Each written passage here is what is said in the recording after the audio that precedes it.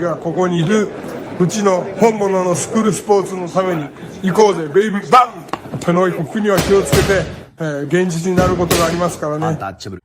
Alright, so we're going to go ahead and continue the long-standing tradition of covering Japanese boxing here on True School Sports. True School Sports, the #1 source for Japanese boxing in America from an American. Arigatou gozaimasu. Thank you to everybody for tuning in and watching the video. And you know, ayate okata. Nice to see everybody here again, showing that love and that support that I'm sure we all have for this glorious sport of boxing. Now, this is an exclusive report from True School Sports. You guys probably won't find this story anywhere else because I've yet to see anybody else report on this in boxing. But so you could consider this a bit of breaking news.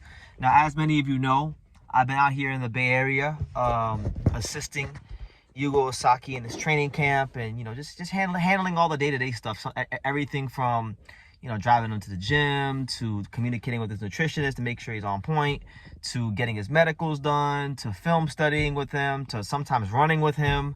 You know, just you name it, we've been doing it out here in the Bay Area, and it's been an honor. It's been one of my life's greatest honors. But he had a fight scheduled for this Friday against Azael Villar. It was supposed to be a WBO light flyweight fight eliminator, so it was an opportunity for him to potentially become the mandatory challenger to Rene Santiago. But those plans have been halted. Those plans have been stymied, and he's not going to be fighting this Friday.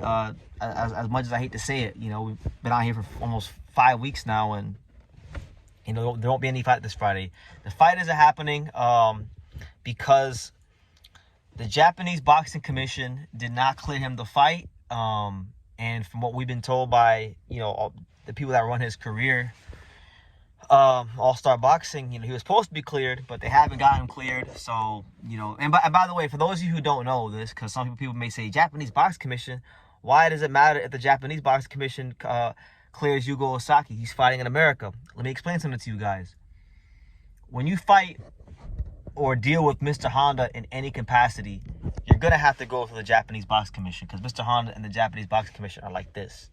So even if you're not fighting in Japan, if you're under that umbrella, which in this case Yuga Ozaki is, he signed to All-Star Boxing, who works with who? Mr. Honda. So he needed some sort of clearance from the Japanese Boxing Commission. He's not getting it for some reason, which I don't know. I wish I knew so I could tell you guys. I don't know. But either way, what I do know is that we're not fighting Azael Villar on October 3rd.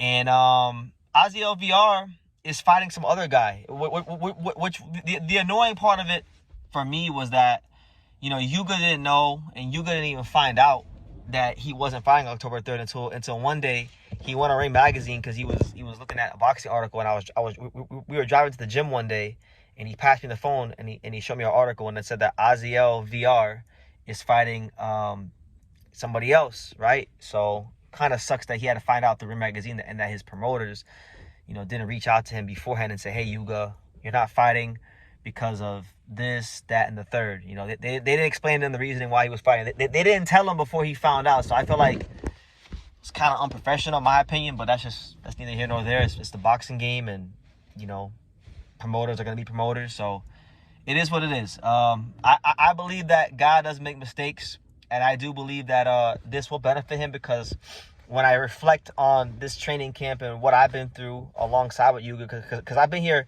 every step of the way. You know, he's got a new trainer, new gym.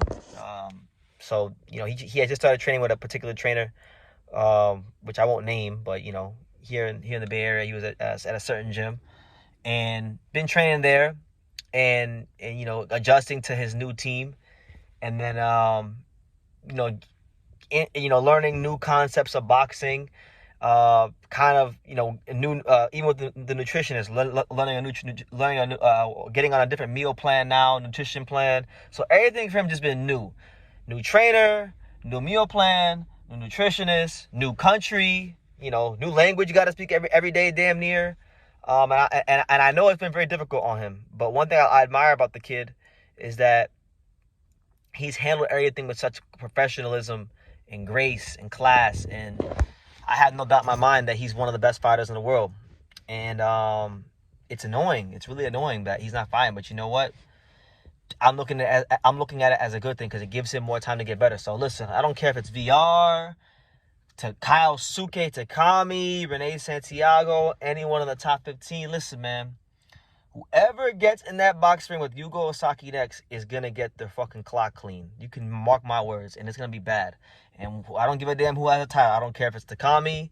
I don't care if it's Renee Santiago. I'm telling you guys. I'm not talking from a place of arrogance. I'm telling you guys because I've been around boxing long enough to know, you know, the different levels of fighters, you know. And I know what kind of caliber of fighter that I'm dealing with on a day-to-day basis. He's top shelf. And so it sucks that he's not fighting, but it's part of the game. It's like life. You know, sometimes you can do all the right things, which, by the way, he was doing everything right. He was never was late to a training session, never always followed the meal plan, always trains hard, always puts in that overtime, always asks. He's always asking me every day after sparring in the car, BT, what did you see today? How could I get better? Do you have anything that you're seeing, any insights, you know? And we bounce ideas off each other.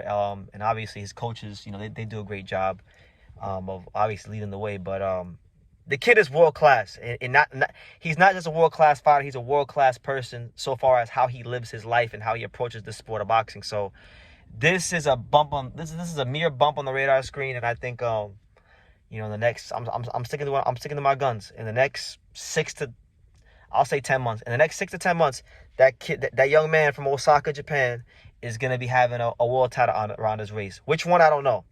Y'all can pick. WBC, WBA, IBF, WBO. I don't care which one it is, but he'll be any of these champions, and I think he'll be not just one of the stars of Japanese boxing. Let's remove Japanese. He's going to become one of the stars of boxing, point blank, period. And I really think that highly of him. So yeah, that's the news, guys.